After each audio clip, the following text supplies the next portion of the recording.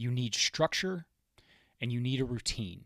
And if you think that you don't, then you're setting yourself up for disappointment, and you are going to continue to wonder, what the hell happened? Why don't I have the physique that I set out to have yet?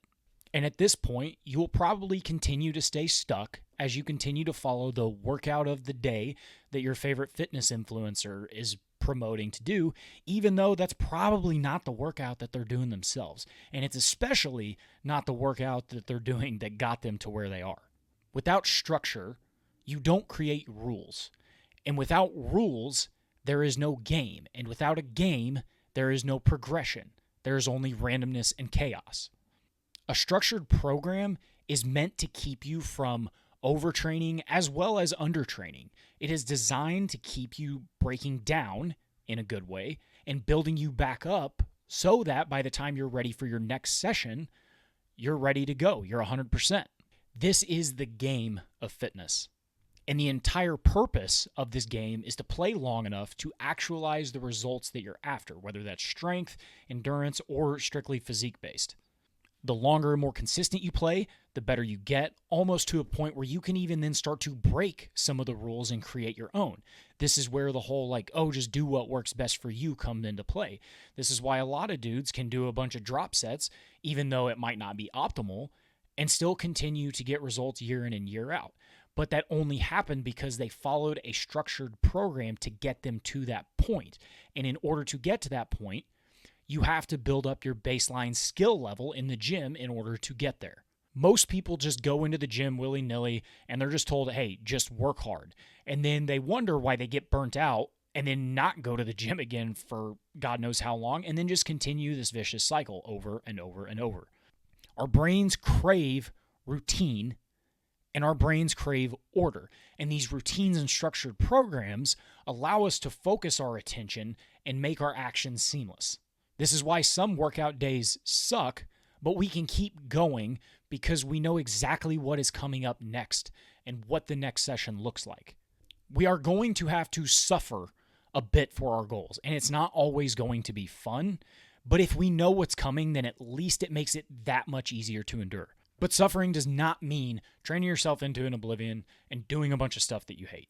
There's a reason that the best people in fitness, whether it's bodybuilding, powerlifting, strongman, CrossFit, even models, seem to be able to stay in shape year-round, or at least they look like they do. This is because they understand the symptoms of this fitness frustration and know how to regulate it before they even get to that point. These symptoms typically include things like maybe getting sick, feeling under the weather after a workout more than usual. And from my experience, this isn't anything crazy, but there's just a general sense of body aches and, maybe like a runny nose. And, typically this is what happens when people are going too hard without structure and run the risk of overtraining. Motivation levels start to decline when historically you've looked forward to it. Performance starts to decline week over week or even session over session. And then you also just don't quite have the same grit, focus, and concentration in your training. But when one of these multiple symptoms arise, good athletes or just fitness goers in general understand that their survival in terms of consistently being able to train effectively is being compromised. And the stimulus that we are constantly exposed to determines what our bodies do with that stimulus. So if our stimulus is random, we will get random results. If the stimulus is too much, we will overtrain. If the stimulus is not enough, we are also going to stay stuck there. When we don't have a structured routine or program to go off of, then we don't have a clear place of where we can pull back and adjust or push hard and move forward. And this is because our bodies are a complex biological system that requires conscious order to get it to stay on track, or else that system is susceptible to entropy, which is a tendency for an entire system to revert to a state of chaos unless acted upon. And as our bodies fall into this mode of chaos from a lack of structure, it gets even harder to course correct. So we have to make sure that we understand how to take care of the pillars that will allow us to keep us from overtraining or undertraining so that we can play this fitness game longer and more consistently, and as a result, we get more gains. So these 4 pillars of godlike consistency or godlike gains that we're after are structure, sleep, nutrition, and mental health. Structured training involves planning and varying workouts in terms of intensity, volume, and the types of exercises that we do. And this ensures that our body's challenged, but also given ample time to recover and adapt. It should include rest days, differentiating between high intensity and low intensity training days, certain days for muscle groups, and even periodization, which is basically just the practice of dividing your entire training program into specific phases or target goals. Periodization allows for peak performance towards a goal because you have an established focus for that period of time, which takes out a bunch of unnecessary guesswork for the remainder of the target time period that we're training for. And a key element within structured training is listening to the body. So customizing your training plan based on your body's responses to workouts is crucial. And if you don't want to do this, then find a coach that'll help you. Because odds are they probably, if they have been coaching for a while, or at least have been doing this for a while, they're going to know a lot more of the things to look out for, as well as things that you might not even have seen yourself. And this usually means something along the lines of adjusting the intensity and duration of exercise if there's signs of fatigue or discomfort, or maybe you're not even going hard enough and we need to up the intensity and effort a little bit. But whenever we have those factors dialed in, now we have to take a look at sleep. Sleep is a lot of times super underestimated in terms of preventing overtraining, but also optimizing your recovery. Quality sleep is crucial as the training itself. Quality sleep is just as crucial as the training itself because during sleep, our body undergoes the entire repair and recovery process. And the thing about the body is building muscle is not its number one priority.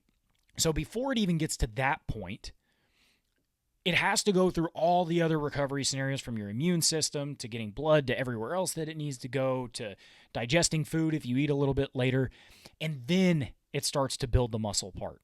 And that's why it's so crucial to make sure you're getting 7 to 9 hours of sleep so you give your body ample time to be able to actually start to go through those processes. A lack of sleep can just hinder everything, and that's where a lot of people might overtrain. They might feel fatigued, their performance is going down, you're at a higher risk of injury, which are all different symptoms of overtraining. But during the deep sleep stages is where, your body's releasing growth hormone, which plays a vital role in just the overall recovery of your muscles and your body. And this is crucial after intense workouts because your muscles and your nervous system need to recover in order to be able to strengthen itself so that it can in turn go even harder on the next time. And that's what adaptation is. But not only that, sleep is also essential for all of your brain function, right? It's like focus and decision making. And without sleep, this can cause you to have impaired judgment and potential reaction times so that, maybe if your technique is slightly off, you might be able to actually, hold off injury better if you're sleeping better, as opposed to if not. So get 7 to 9 hours of sleep every night and have a bedtime window that you always abide by. You don't have to get in bed at the exact same time every night. I usually use a 30-minute window, and as long as I'm in bed in that time, I'm good. But now we have to understand nutrition, how important it is. Most people understand that it is just as important in the training. We always hear, abs are made in the kitchen, whether you believe it or not. We're just going to use that as the saying here. But the better your fuel is, the better your performance. Formula One cars use a specific type of fuel, and you can't just give them general unleaded fuel or it's not going to function properly, at least not for the purpose of what, Formula One drivers are trying to do. You need protein to build muscle, you need carbs for more energy and to increase performance in the gym, and fats help play a vital role in hormonal balances and making sure that, you're not falling all out of whack. Usually 1 gram per pound of body weight in protein. Rest of your calories can be split up evenly between carbs and fats. Ultimately, it really doesn't matter. But at the end of the day, you need to make sure you're getting enough calories so your body has enough raw materials to actually build the things that you want it to build. And the last factor is your mental health. Managing your mental health and your stress is absolutely crucial. Just the same way that a skilled captain ensures safety and efficiency of a voyage on a ship by avoiding storms, turbulent seas, effectively managing mental health and stress, ensures that an athlete navigates through training without succumbing to all the random life shit that you're going to deal with. Fatigue in general, yes, it's a physical thing, but it is so deeply intertwined in our mental health. Because when we're stressed out, whether it's only mentally or physically, our bodies are releasing a hell of a lot of cortisol. Cortisol is the stress hormone, and when there's too much of it, our body can't recover the way that it needs to, at least not towards the goal of creating a physique or being a better athlete like we're trying to be. If the ship is constantly being bombarded by rough seas, it's going to compromise the ship's integrity. The structure is going to start to break apart eventually. So proactive stress management is key. Now, what technique you use probably doesn't really matter. Mindfulness, meditation, yoga, journaling, they can all be effective for calming the mind. But it's important to have these tools in your back pocket so that whenever things do come up, whether it is go to therapy or just talk to a friend, you have ways to get these things out so you can start to process everything that's going on and ultimately move on, calm your brain down so that your body can also start to recover. Making sure you're sleeping, kind of like I already said, relaxing, and have hobbies outside of fitness that you might be able to, pour your soul into a little bit. I did a video on self-complexity theory and like body dysmorphia and how if you can have different interests in your life and different things that you like to strive for that are, fall outside of the realm of fitness, it can lead to a better and healthier relationship with yourself because you're not banking your entire identity on one thing. And when that one thing doesn't work out, it's not like your entire world is falling apart. You do have things that you feel confident in yourself, that you feel good about yourself with. And, it's going to just help you have a better sense of, how you are in the world and, the life that you have. And you're going to be much more grateful for all the experiences that you have. Having a structured training program or some form of structure in your fitness routine is going to pay massive dividends solely because of the fact that you know what's coming and you can also better mentally prepare for it. So with that being said, I hope this video was helpful for you. If anything stuck out to you, leave a comment. But other than that, until next time, peace.